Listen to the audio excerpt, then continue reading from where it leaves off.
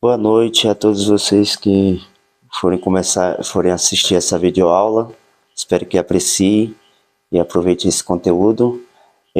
Com essa oportunidade, agora com o seu Exu, ele mesmo vai apresentar o nome dele, que é a primeira vez que participa aqui com a gente. Boa noite, seu Exu. Boa noite a todos vocês. Me chamo Exu Capa Preta. Assim seja, para o Exu. Gratidão. Seu Exu, bem, como é a primeira entrevista, e a gente gostaria de saber assim, em quais formas de trabalhar do senhor, como o senhor gosta de vir trabalhar, auxiliar as pessoas que procuram sua ajuda aqui no terreiro. Na verdade, não tem uma área de atuação que eu goste mais. Eu atuo em todas as áreas. O que se mantém um ser humano, eu faço. Todas as áreas que você imaginar. No caso, não tem distinção. Precisou da ajuda do senhor? Eu estou pronto para me ajudar. Tá certo. Em qualquer situação. Tá certo. É porque é comum sempre achar, assim, atribuir a determinada falange de entidades a um determinado tipo de trabalho, como se fosse uma especialidade. E aí eu perguntei como também a questão de gosto ou preferência da entidade de trabalhar. No caso, o senhor deixou bem claro que não tem uma preferência, está aberta a todas. Mas a linha do senhor, dos Exu Capa Preta, tem alguma especialidade, como eu quis entender aqui para compartilhar com quem for assistir? A cura. A cura do ser humano. Certo. Inúmeras vezes não uma cura de carne.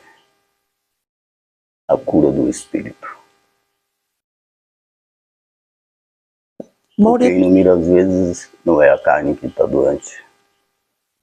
É o espírito de vocês, seres humanos.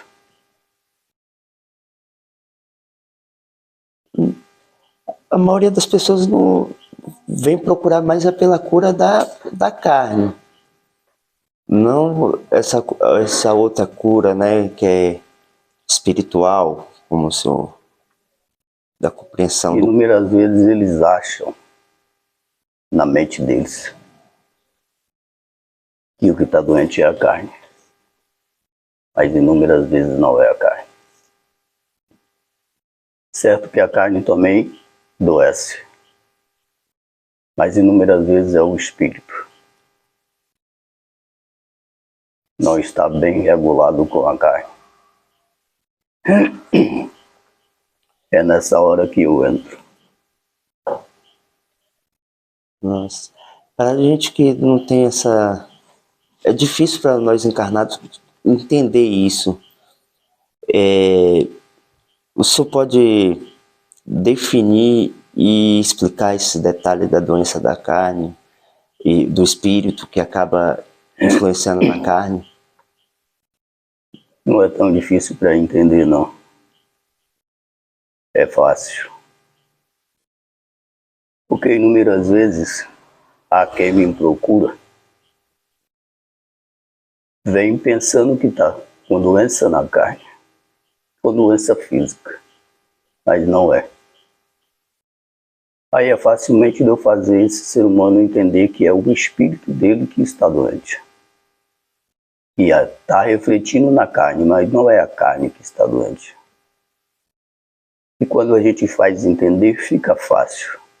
A gente ensina ele próprio a se cuidar espiritualmente. Porque inúmeras vezes só lembra da casca. A casca não é quase nada. A casca, na verdade, é só para segurar o conteúdo que tem dentro.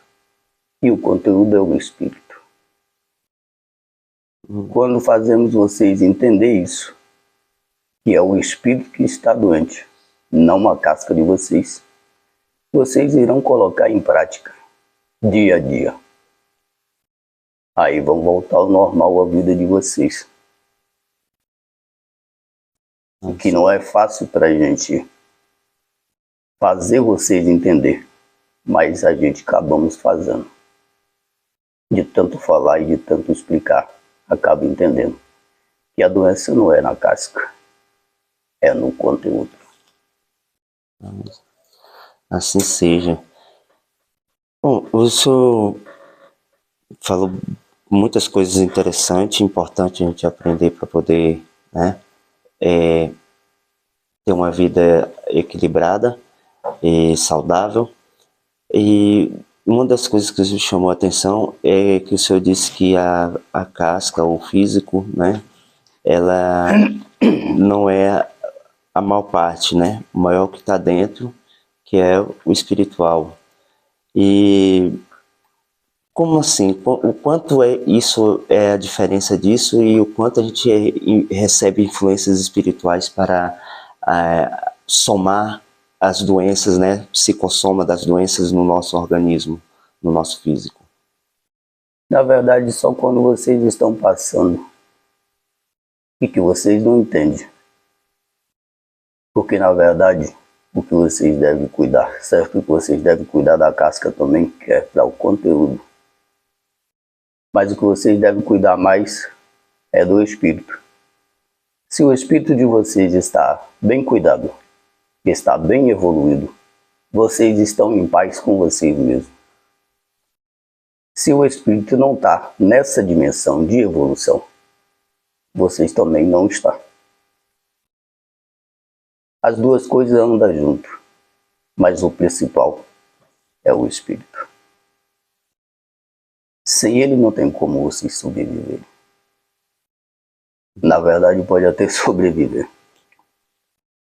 mas cheio de doenças, cheio de problema.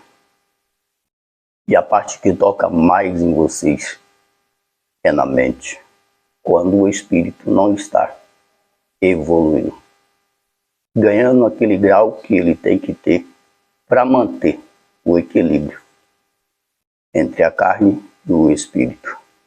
Se o espírito não estiver bem evoluído, a carne também não vai estar. Verdade.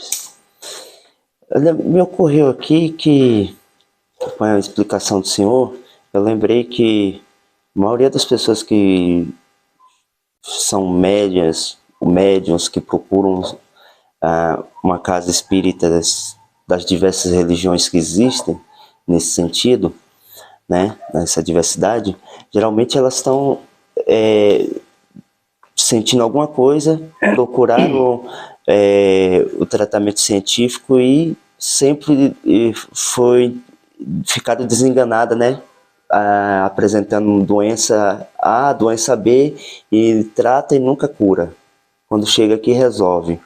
Eu entendi que o senhor explicou isso. Isso significa que o médium ele é mais suscetível a estar aberto a isso? Ou o que o senhor poderia Não só o esclarecer? médium. O médium mais um pouco do que um não médium. Mas é todos. Todos estão suscetíveis a isso. A acontecer isso. Tanto vocês que são médiums e tanto aqueles que não são também. Não são não da religião. Nesse caso, essa facilidade dos médiums está mais acessível a receber isso devido ao quê? Se o senhor pode explicar para a gente? Devido ao campo magnético de vocês.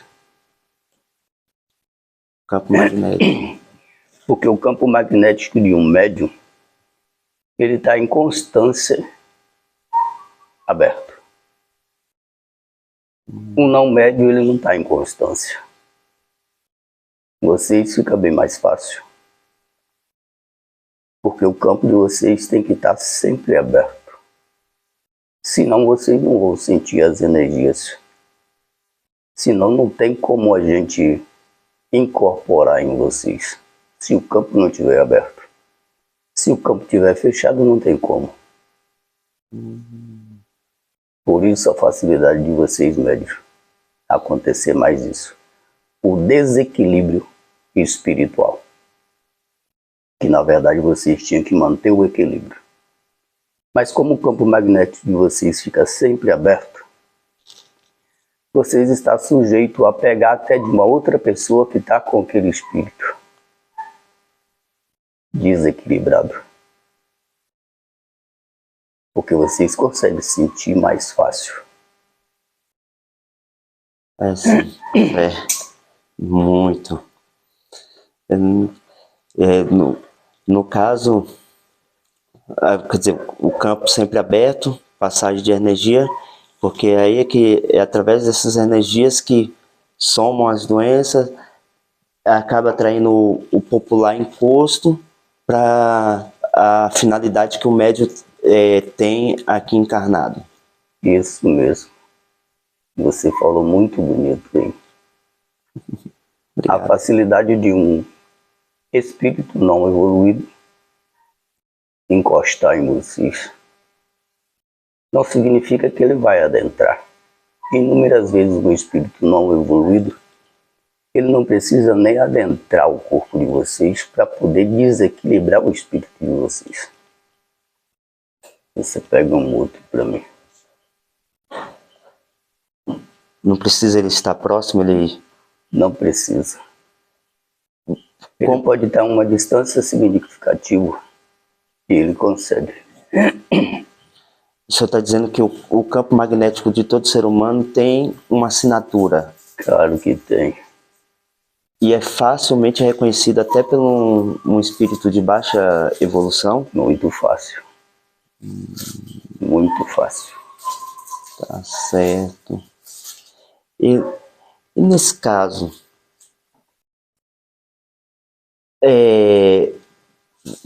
o espírito, você até falou, não precisa nem ele além de não ficar constantemente junto no campo do médium, facilitando ele reconhecer porque tem uma assinatura, isso, vamos dizer assim, tem uma finalidade que é para isso que o médium tem que...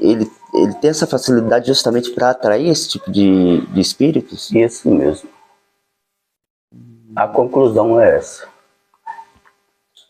Mas... Por isso que o campo magnético de vocês fica constantemente aberto. Para justamente vocês atraírem eles. Porque fica muito mais fácil tratar deles nessa forma. Se ele encosta em uma pessoa que não tenha mediunidade, que não seja médium, ele vai acabar adentrando essa pessoa. Em vocês eles encostam, mas não adentram.